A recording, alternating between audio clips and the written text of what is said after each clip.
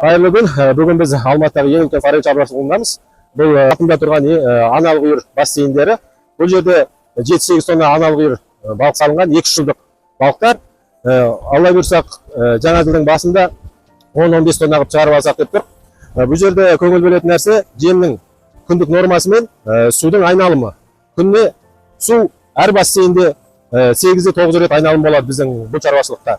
Бұл балықтардың ерекшелігі өзінің еті қызыл және уылдырығымен дайын болады, алла бұйырса.